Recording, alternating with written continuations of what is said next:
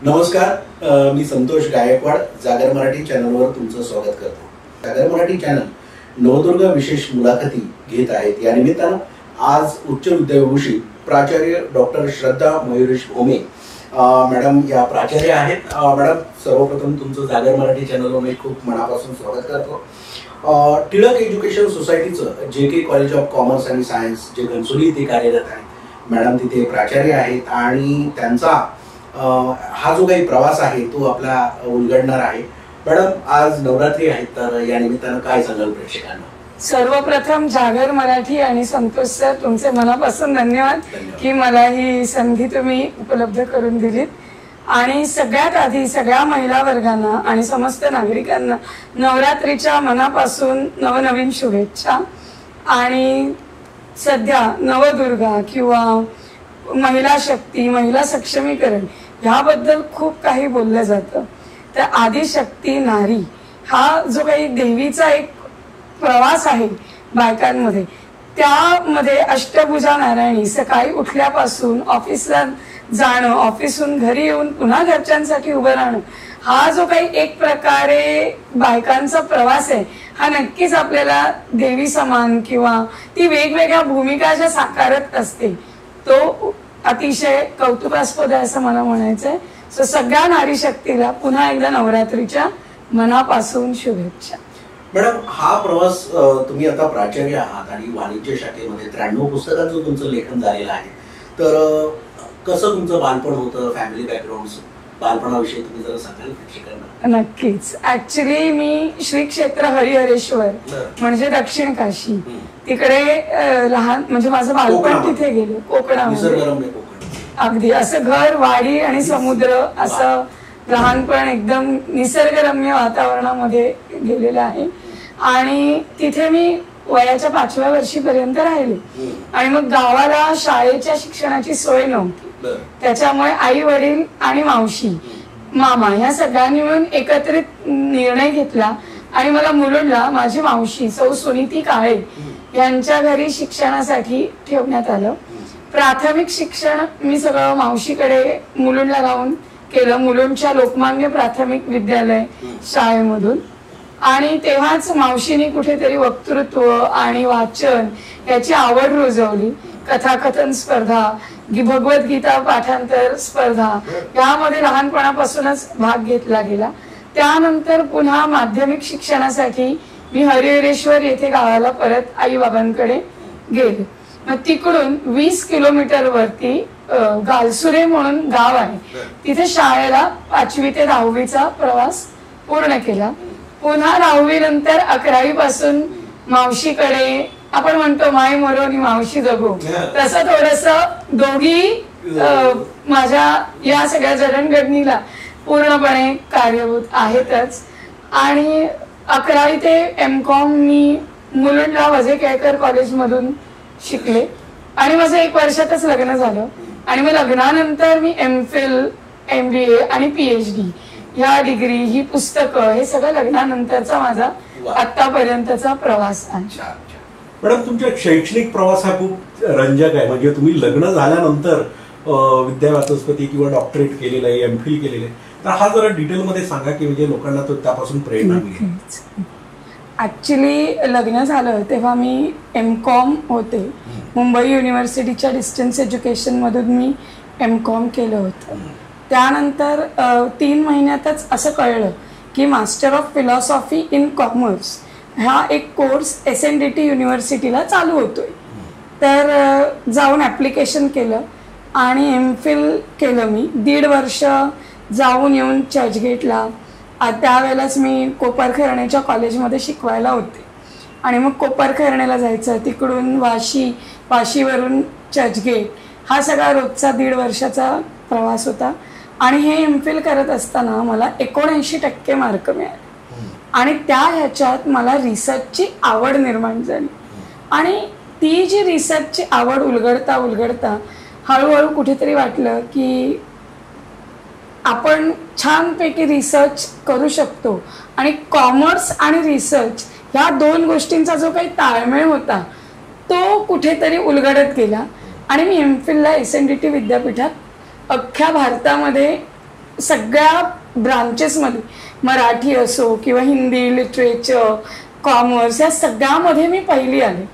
त्यामुळे कुठेतरी थोडा रिसर्च करण्याचा जो आत्मविश्वास होता माझा तो वाढत गेला. मग MPhil झाल्यानंतर हळूहळू वाटायला लागलं नावाच्या आधी डॉक्टर, खूप छान वाटतं. सो MPhilही झालं. मग आपल्याला रिसर्च पेपर्स लिखाण म्हणा, पुस्तकं लिखाणाची संधी यायला लागली. त्याच्यातून कुठेतरी जाणवायला लागलं की आपल्याला PhD थोडंफार जमू शकतं. आणि मग अशातच PhDची एंट्रन्स एक्झामिनेशन दिली, ती मी पूर्ण केली. माझा मुलगा त्यावेळी 1.5 वर्षाचा होता आणि तो जेव्हा 4-4.5 वर्षाचा झाला त्यावेळेला मला PhD मिळाली. आणि माझी PhD ही बँकिंग क्षेत्रामध्ये आहे. म्हणजे सर्वसामान्य लोक बँकिंगचे व्यवहार जे करतात ते प्रायव्हेट बँक्स आणि कमर्शियल बँक्समध्ये करतात. मग ते कोऑपरेटिव्ह बँकेमध्ये जर असतील तर काय वेगळं म्हणून मला करता येईल.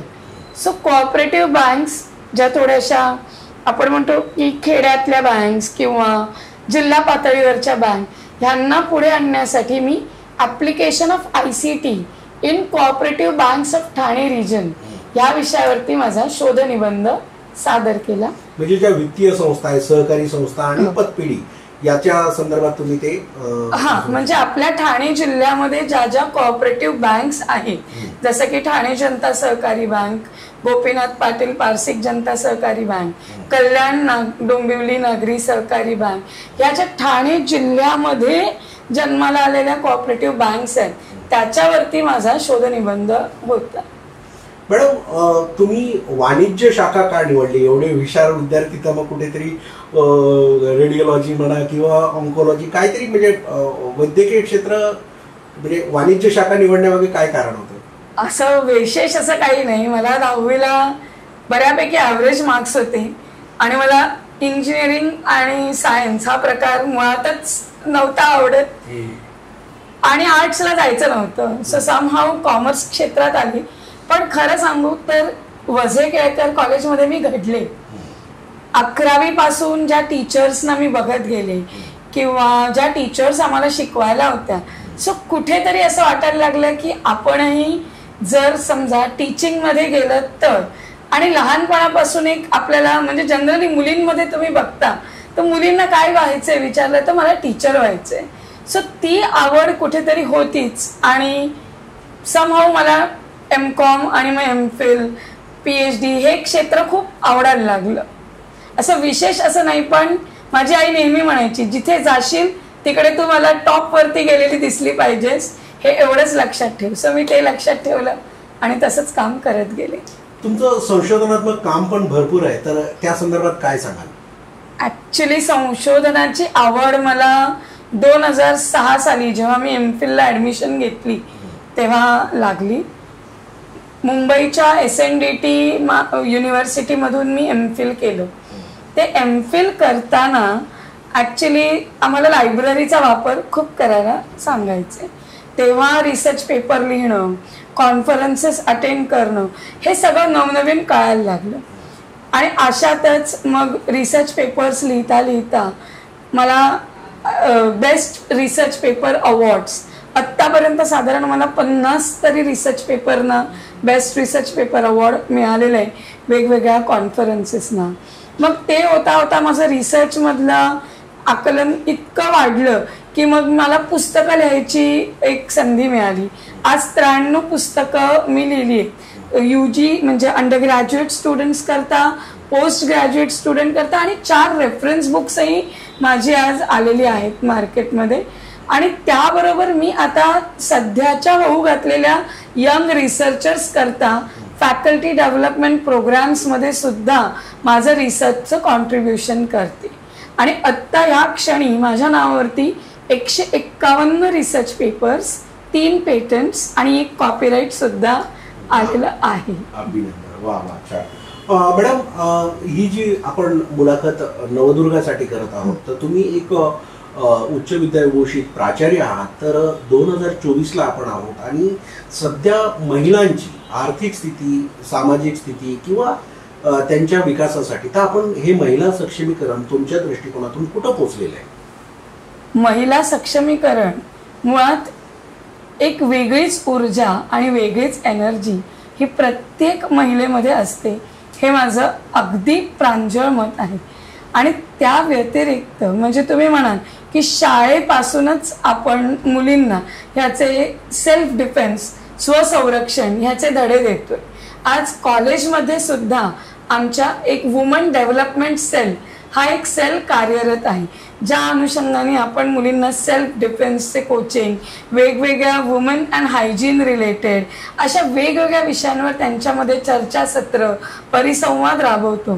तर हे थोडंसं तेवढ्याच गोष्टीत लिमिटेड न राहता आपल्या आजूबाजूला ज्या सोसायटी आहेत किंवा जे पाडे आहेत आदिवासी, इथे जाऊन सुद्धा महिलांना स्वच्छतेचे, हायजीनचे धडे देणं आणि त्यांना पुढे आणणं ही खूप महत्त्वाची जबाबदारी आमच्या आणि आमच्या पुढच्या पिढीवर आहे असं मला वाटतं.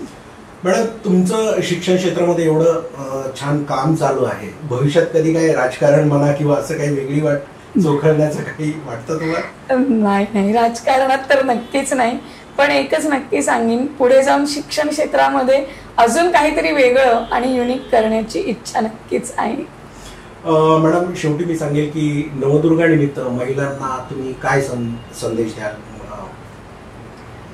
माझे सासरे श्री अरुण कृष्णाजी भोमे हे बाबा मला नेहमी सांगायचे की मॅडम तुम्ही पुढे जा, मी तुमच्या पाठीशी आहे, तुला जे करायचंय ते कर, मी तुझ्या बरोबर आहे.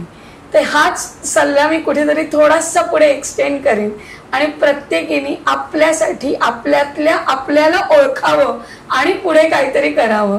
म्हणजे आपलं नाव, आपल्या आईबाबांचं नाव आणि आपल्या सासू सासरे नवरा ह्या सगळ्यांचं नाव आपल्याबरोबर पुढे जात राहील. तर मंडळी, कशी वाटली तुम्हाला मुलाखत? खूप रंजक त्यांचा प्रवास आहे. तर या होत्या प्राचार्य डॉक्टर श्रद्धा भोमे मॅडम. मॅडम, तुम्ही जागर मराठी चॅनलवर नवदुर्गा विशेष मुलाखतीमध्ये आलात. आमचं चॅनल आता वसई विरार सोडून ठाणे या ठिकाणी पण जात आहे. ही खरोखर अभिमानाची गोष्ट आहे आणि आम्हाला खूप आनंद वाटतो की अशी हायली अकॅडमिक, उच्च विद्याभूषित, दर्जेदार माणसं चॅनलवर येत आहेत. खरंच मला आनंद वाटतो आणि पुनश्च मी तुमचे नवदुर्गा विशेष मुलाखतीमध्ये तुम्ही आलात त्याबद्दल मी तुमचे मनापासून आभार. Thank you so much. आणि खरंच मला ही संधी दिलीत इकडे, त्याबद्दल मी तुमचे आभारी आहे. आणि असा प्रवास उलगडायला खरंच मजा आली. धन्यवाद पुन्हा एकदा.